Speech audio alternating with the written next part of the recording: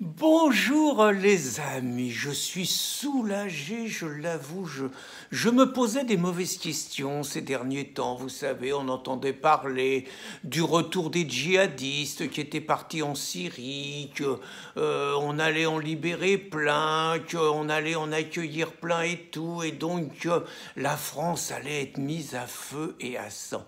Je voulais vous rassurer, tout va bien, il n'y a aucun problème. La Belle ou Bête, donc notre formidable ministre de la Justice, nettement meilleur que Taubira, que Dati, que tous ceux qui sont passés avant elle.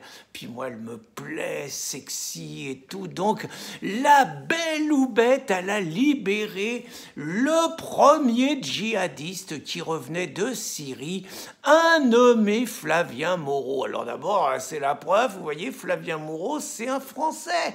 Il avait raison, Castaner. Les djihadistes, ils sont d'abord français avant d'être djihadistes. Alors le Flavien Moreau, il était parti en 2012 vers le djihad en Syrie. Il avait déchiré sa carte de nationalité française, comme tout le monde. Mais il revenait en France de temps en temps quand même. Il était de la région de Nantes. Petit tour, je ne sais pas si c'était pour aller à la CAF, régler des dossiers, mais il revenait puis il repartait. Puis ils l'ont arrêté en 2013. Ils l'ont condamné à 7 ans de prison ferme en 2014. Et il est libre, Flavien Moreau. Il aura juste besoin d'avoir un suivi judiciaire juste pendant 1 an. Alors, est-ce qu'il s'est bien comporté en prison? Bon, oui, globalement, attendez, à part, il a tagué sur sa cellule « Je suis Gamzarski », qui était le nom d'un djihadiste tunisien qui avait fait un attentat dans une synagogue. Bon, les juifs, il a peut-être un peu cherché aussi, hein, je sais pas moi.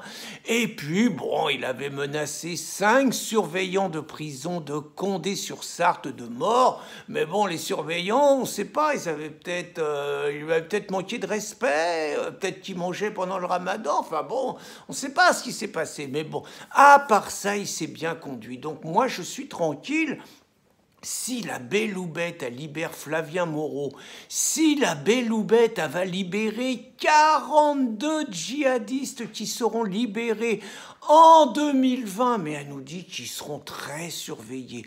Et si la Belle ou Bête elle veut que la France elle accueille tous les djihadistes qui sont en Syrie, il faut qu'ils reviennent tous en France. C'était quand même 40% de l'Europe, nos djihadistes. Hein. Champions d'Europe, c'est nous qu'en avons fourni le plus. Je suis très fier. Donc si elle veut qu'on en accueille 40, parce que là-bas, ils vont les condamner à mort. Ils vont mal les traiter. Donc la Belle ou Bête a dit que là-bas, ils vont être dans la nature. Elle préfère qu'ils soient dans la nature en France. Elle est formidable. Donc moi, j'en conclus que naturellement, ils sont pas dangereux. Sinon, la Belle ou Bête, elle les remettrait pas en liberté, bien sûr. Comme il n'est pas dangereux, ce sympathique, alors je ne sais pas sa religion, hein, on va dire ce sympathique croyant qui s'est adressé à Isabelle Surplis. Alors Isabelle Surplis, c'est une conseillère régionale Rassemblement National, elle est candidate à la mairie de Saint-Chamond et elle a pris en photo une voilée intégrale en disant que c'était pas tout à fait légal. Et il y en a un, il a dit. Alors bon, il a dit avec ces mots, hein, sale pute, je te saigne, je t'égorge. Vivement que vous nous déclariez la guerre, qu'on puisse vous tirer un par un en traînant votre tête pleine de sang sur votre sol chrétien. J'espère que tu vas mourir dans un attentat et que tu vas te faire violer. Sale pute, chienne de merde, il faut que je t'attache et que je te souhaite pour que tu comprennes ta sentence. Bon, alors tout le monde va dire que c'est la haine et tout, mais c'est pas ça, il devait être dans un mauvais moment, il était fatigué, il n'est pas encore arrêté, hein, donc on sait pas. Et puis, moi je sais pas, est-ce que c'est vrai tout ça, parce que ce que je remarque, remarque, c'est quand même que Marlène Schiappa, elle n'a pas encore dit un mot, alors que c'est une élue. Caroline Dehaas, elle n'a pas encore dit un mot, donc ça ne doit pas être si grave que ça. Non, non, non, les djihadistes, c'est pas eux qui sont dangereux. Ceux qui sont dangereux, c'est les Français d'ultra-droite, les amateurs de Zemmour, les fidèles de Zemmour, les électeurs du Front National, tous ceux qui, quelque part, ne rêvent que d'une chose, c'est de la guerre civile. Par exemple, celle qui est dangereuse, c'est Christine Tazin. Alors, elle va morfler, apologie du terrorisme. Attendez, elle a essayé de savoir pourquoi un Anglais, il avait voulu écraser des musulmans près d'une mosquée. Oh là là! Apologie du terrorisme, le 4 février, il est probable qu'elle soit condamnée à de la prison ferme. Ça la fera taire. Les dangereuses, c'est par exemple la secrétaire de Vigilance Halal, une femme qui a 67-68 ans, qu'on appelle Demi. Ouh là là, elle, il y a 2 ans à peu près, ils ont débarqué à 15 devant chez elle, à 6 heures du matin, 15 Robocop. Ils ont défoncé sa porte, le mari cardiaque et tout, embarqué, interrogatoire.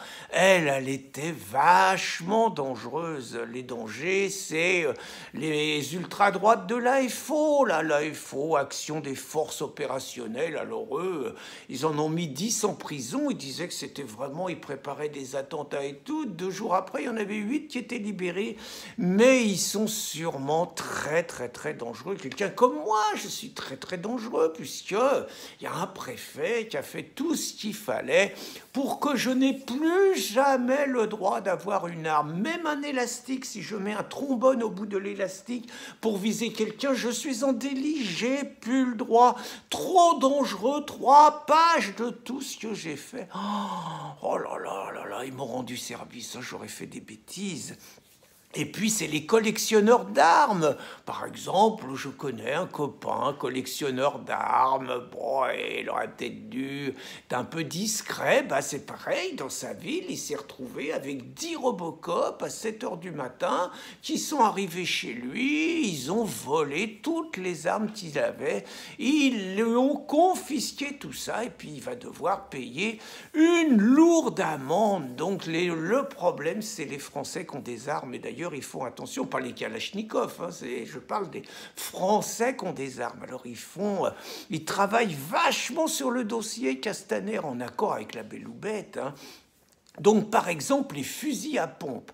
Les fusils à pompe, c'était déjà un truc, il n'y avait pas besoin d'aller en stand de tir pour en avoir. Maintenant, ils ont changé, c'est passé arme de catégorie B.